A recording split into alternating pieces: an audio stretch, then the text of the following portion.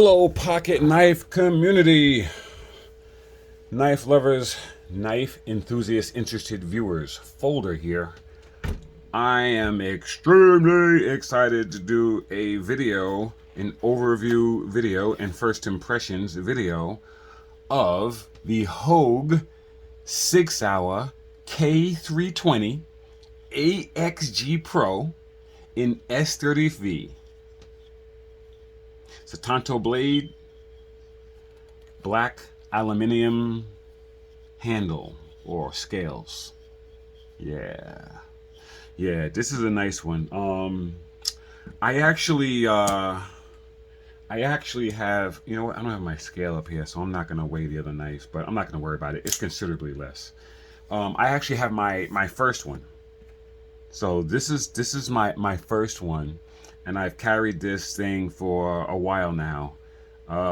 Love this knife. I carry it as like a backup knife, and it's excellent for that reason. Excellent backup knife. And then this is the improved version of this. I love it because it's 8 inches. It's that sweet spot that a lot of individuals like. And we like 8-inch knives because we're humans, you know, we're not 10-foot tall giants where, you know, 8 inches would be small. No, everyone is close or around the same size, you know, reasonably. A human hand is a human hand. So it becomes a sweet spot, and it's definitely one for me. And this knife happens to be exceptionally light. Like I said, I don't have my scale here, so I don't really know the weight of it. Unprepared, but it's considerably lighter than this one in aluminum. They made it heavier. But yeah, the fact that it's 8 inches, the fact that it's completely ambidextrous because it has the able lock, which is basically a crossbar lock or the access lock. So it's completely ambidextrous because you can deploy it and retract it very easily with either hand. Makes it an excellent backup knife that I would carry sometimes. So anyway, let's get into the new one, and then we'll talk about the differences and everything. So this is it, the new K320. I mean, when I say new, I mean new relative to this, the improved one. Okay, and let's do a couple of comparisons. Let's compare it to a Demco AD 20.5. which this is a bigger knife than a 20.5, but that's what it looks like next to a 20.5. And the famous Spyderco PM2, the infamous, famous, which the PM2 is a little bit bigger because this is exactly 8 inches. PM2 is like 8.03 inches. Okay, and just one more, just for kicks. The Giant Mouse Ace Grand, which is my absolute favorite giant mouse. Love this thing, which is exactly an 8-inch knife also. So obviously they look exactly the same size. Okay, so that's enough of that. So let's just talk about this real quick, okay? This is the 6-hour K320, which is made by Hogue Knives for 6-hour, right? And 6-hour is a firearms manufacturer. And this knife is the companion to the 6-hour P320 AXG Pro firearm. Yeah, that's a nice firearm also. It's a full-size 9mm Luger, which is my absolute favorite round, along with 45 ACP. Different topic, but just mentioning it. And yeah, it's got a 4.7-inch barrel, so full-size weapon. It's like a duty weapon. So this is the knife that is the companion to that. Yeah. So we got a 3.5-inch blade, right? With a 3-inch cutting surface. So there's only 3 inches of cutting surface here, right? Closed, this is 4.5 inches closed. And as I said numerous times, right? Overall length is 8 inches long, right? 8 inches total, right? This blade finish is Cerakote, which is nice. So one of the differences that we'll get into is that this is a polymer frame, right? This is polymer, right? And this is aluminum. right? Aluminium, right? Okay, so that's the big difference. 5.1 ounces, made in the USA, less than 200 bucks. Let me tell you right now, for your money, this is one of the best knives on the market. Dollar for dollar. You know, this just, I mean, there's a lot of stuff out there that, like I said, we buy somewhat, not always, but somewhat for a feeling.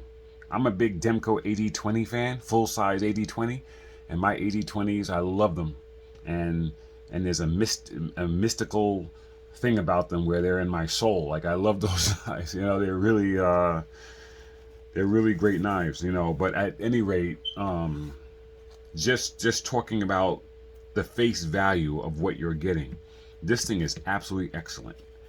So let's just talk about this first. We have this Tanto blade, which I could have got also. It comes in a drop point like this, but because I was getting the next one, I just said, let me get something different. So I'll get the Tanto. And man, is that a cool looking Tanto blade. Very, very nice looking blade. Excellent. Uh, you know, so it's got a deployment hole in the blade that works very well. It's got a top, the spine is hollowed out for a thumb rest, which is extremely nice. And the Tanto edge just comes razor sharp. Very, be careful. It's got a front finger choil that is nice. And, for sharpening reasons, this is a nightmare. You'd have to really, really take your time and be very careful with this if you don't want this to look any other way than it looks. But the plunge grind, it actually, there is some space, because what they did was they downturned the bottom of this blade to finish off the front finger choil, so you're not running risk of touching a sharp surface. So I see why they did that. Ideally, there's no sharpening choil, but listen, I mean, we can't have everything. Well, we can, but in this case, we don't have everything. So that's not 100% ideal. But you're just gonna have to be careful if you're sharpening that, or if you're having it sharpened. You have to really, really make sure you start off shallow, and you don't come back, because you're gonna really grind into that downturn on the blade. Also, it's got the jimping on the top, which I was never a fan of this jimping. This is one of the negatives of this knife. It almost feels just smooth. I mean, you could feel it that it's rough there from the jimping, but it doesn't do anything to really stop your thumb.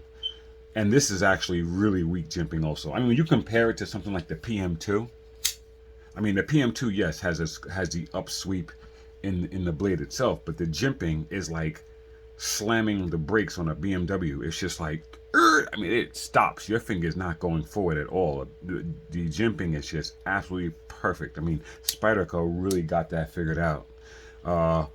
Hogue does not have it figured out. Because this is useless, and this is almost useless also.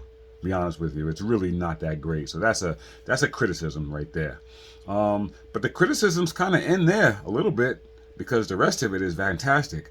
This aluminium handle scales now is much better than the polymer. I mean, it really is. I always, one of my criticisms of this knife has always been that this sandpaper-like texture that they use to help you grip this thing, I wish they had it here. Like, I wish they just had it here. They could have decoratively just put like a line here, because when you hold this in hand and you're holding it here, I could imagine certain circumstances where this would be very slippery. And if it wasn't for this, this knife could slip out of your hand. Definitely.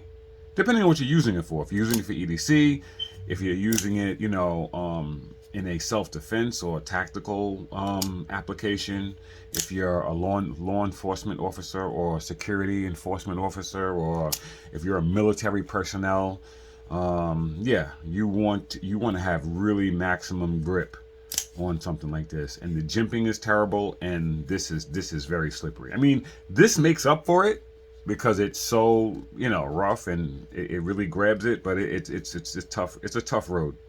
It really is. Whereas this with the Cerakote and the aluminium is a whole different ball game. It is not nearly as slippery as the polymer. And honestly, the G10 feels fantastic. I mean, the G10 feels better than this sandpaper like finish that they put here. You know, this is a big improvement, and you can also get this in a wood inlay. I don't know what kind of wood it is, but yeah, it's a different one. So this just has a better, much more solid, much more premium feel. And you know, you took my 5.1 ounces. So it's not ultra light, but it ain't ultra heavy either. You know, yeah, the lanyard hole I like. That's fine. Nothing's getting in the way of it. It's functional. And I do like this pocket clip. I don't know how this is going to work out, you know, depending on what you're wearing.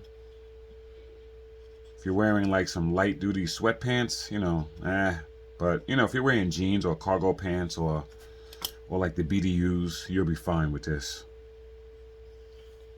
You know, one thing that's really refreshing, and it was the case with this, is it seems like Hogue listens to our complaints, because T8s in the back, right? The body screws are all T8s. Actually, I think that's not a T8. And the pivot screw is a 10. So they're big and robust. Is this a 6 here? No, it's an 8. Man, they are not playing around. All T8s. That shows people you can do it. You don't have to put 6s. You know? 6s aren't a problem until you're taking the knife apart. Right? And then you start taking it apart and something strips. That's why 6s are not liked. That's why it's a big deal. Right? Because of that. Yeah. 4 position pocket clip. USA flag on the pocket clip. These are made in the USA, by the way. I think it's a marvel. You're going to make this in the USA and it's still under 200 bucks. $180. I think that's excellent.